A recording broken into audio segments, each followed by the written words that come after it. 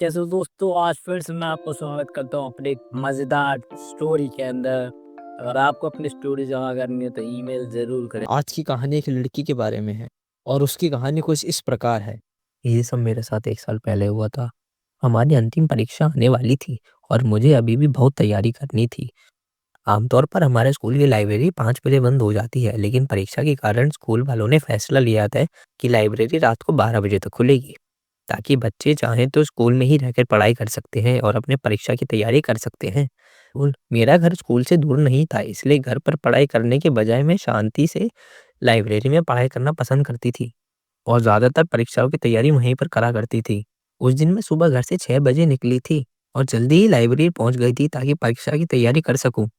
मैं पढ़ाई में इतना मगन थी कि मुझे एहसास ही नहीं हुआ कि कब रात के 10 बज गए। मैं कभी भी इतनी देर तक लाइब्रेरी में नहीं रुकी थी। आम तौर पर 8 बजे मैं घर के लिए निकल जाती थी।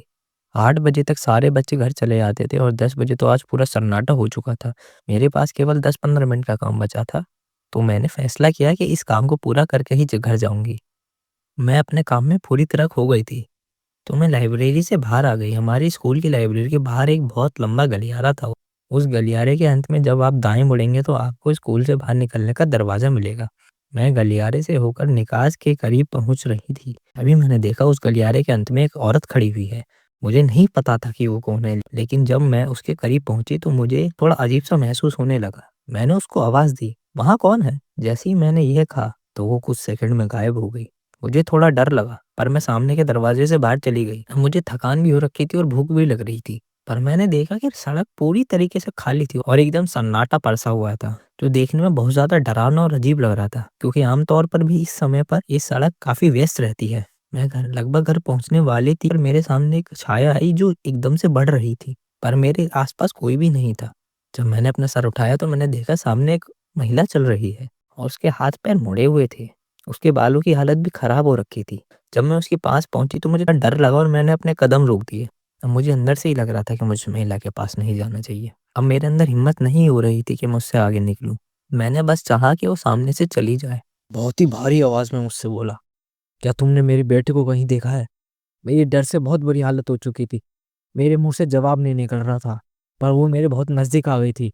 तो मैंने दूर इशारा करके बताया, "वहाँ पर है तुम्हारा बेटा।" अब वो इतनी दूर चली गई थी कि मैं उसे देख नहीं सकती थी। अब मुझे इस बात से डर लग रहा था कि वो फिर से मेरे सामने ना आ जाए, इसलिए मैंने बहुत तेज़ दौड़ लगा दी। मैं उस समय और कुछ भी नहीं सोच पा रही थी, सिवाय ऐसे व्यक्ति की जो मेरी मदद कर सके।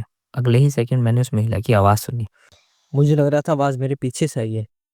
जैसे मैंने पीछे पलट के देखा, वो बिल्कुल मेरे मुँह के सामने खड़ी हुई थी। ये देख के मेरी चीख निकल गई और उसके बाद मुझे कुछ याद नहीं। जब मुझे होश आया तो पता चला मुझे मेरे पड़ोसी ने ज़मीन पे बेहोश पाया था। बेहोशी की हालत में मेरा पड़ोसी मुझे घर ले आया था। उस पड़ोसी ने मुझे बताया 1998 में 32 साल की महिला थी, जिसका नाम सुनीता था और उसका 10 साल का बच्चा था, जिसका नाम राहुल था। और एक दुर्घटना में जब वो अपने दोस्त के साथ खेल रहा था तो राहुल की मौत हो गई थी और सुनीता अपने बच्चे को खोने के गम को सहन नहीं कर पाई। उसके बाद सुनीता ने स्कूल की बिल्डिंग पर चढ़ के वहाँ से छलांग लगा दी थी और उसके बाद से उसकी आत्मा स्कूल के आसपास घूमती हुई दिखाई देती है। उसे आस है उसका बेटा मिलेगा उसे। इसी उम्मीद में वो भटकती रहती है। आप भी अपना ध्यान रखना, कहीं आपको घूमते हुए सुनीता ना मिले।